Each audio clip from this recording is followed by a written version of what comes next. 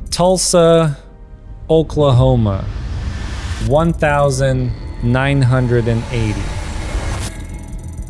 For Tommy Glenn Carmichael, the American dreams got a short circuit. 35 years old, high school dropout, makes a living fixing TVs and picking locks. Bring him a broken set, he'll find a bad capacitor. Hand him a jammed lock, he'll have it clicking in 5 minutes flat. But the man's flat broke. 18 grand a year, don't stretch far with a wife, 2 kids, and a mountain of bills. The car's rattling, the kids need shoes, it's a treadmill, and he's just running in place. His buddy Ray lays it out. Slot machines ain't magic. They're mechanical, gears, levers, switches. If you understand the guts, you can persuade him. Ray shows him a bent piece of metal on the wire. Looks like junk. Tommy thinks about his bank account. $247 overdrawn. He thinks about the disconnect notices. The constant gnawing pressure. 2 weeks later, they're on the road to Vegas, downtown, the Fremont Casino. The air smells like cigarettes and desperation. Tommy's heart is a jackhammer. Ray's cool as a cucumber. They find a row of old clunky 70 seconds machines. Perfect. Tommy watches. Ray plays a quarter. Slips in the slider. Loses. Then 3 cherries. The machine dumps a waterfall of quarters. Clink, clink, clink.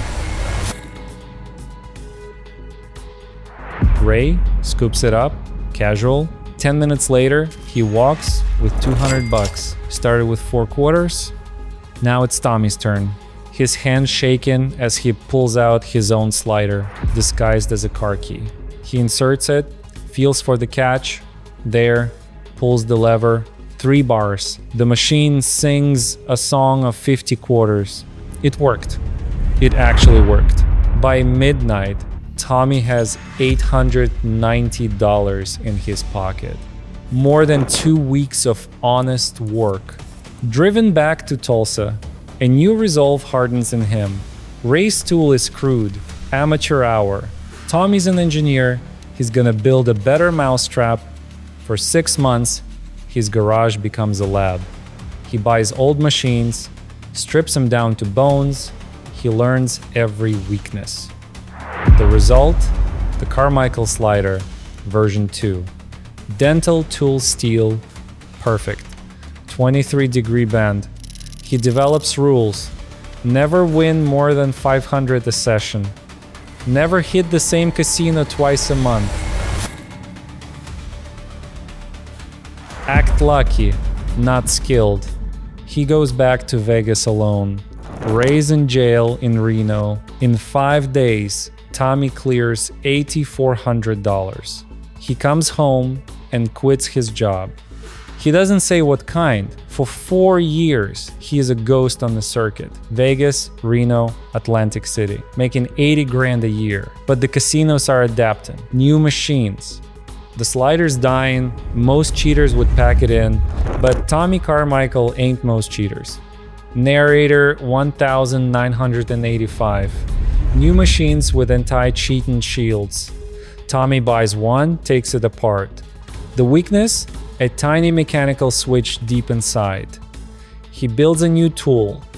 He calls it the Monkey Paw, a high E guitar string on a rod with a hook at the end.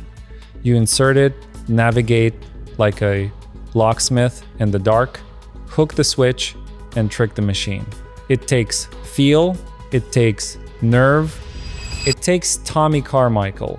His income jumps to 120 grand a year.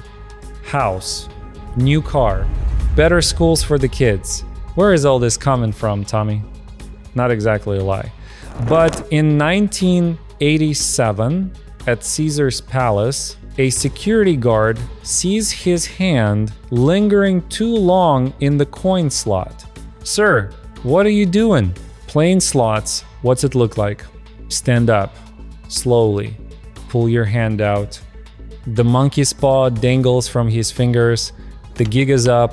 Arrest, trial, 1 year in county. He serves 10 months. Now he's got a record. He's banned. A normal man would quit. Tommy goes back to his garage. 1989. The game changes again. Machines go electronic. Optical sensors, no more switches to hook.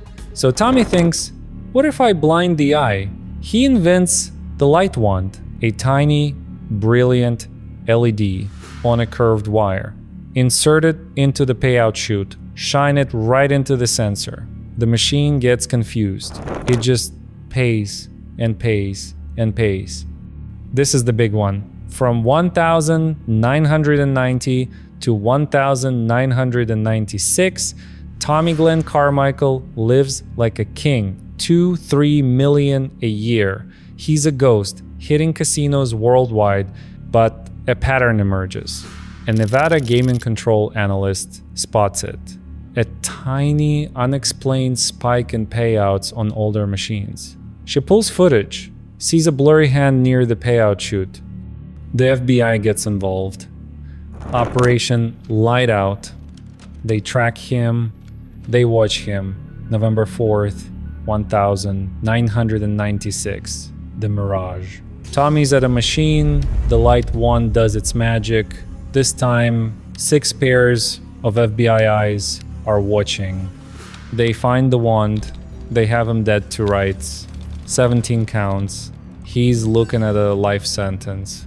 But Tommy's got one last play. A deal is struck. Probation. A fine. And Tommy Carmichael, master thief, must now work for the very people he robbed. 1998. Tommy stands in a secure room at the MGM Grand, a casino he probably stole $200,000 from. He holds up the light wand to 40 stone-faced security guards. And he does. The irony is thicker than casino carpet. The locksmith who beat Vegas becomes its top consultant. He makes more money legally than he ever did stealing. So, who won? Tommy stole 16 million, served less than a year, and landed on his feet. The casinos lost millions, but his intel saved them hundreds of millions more. The man who broke the system ended up fixing it. In the end, maybe the house always wins, but Tommy Glenn Carmichael sure gave it one hell of a scare.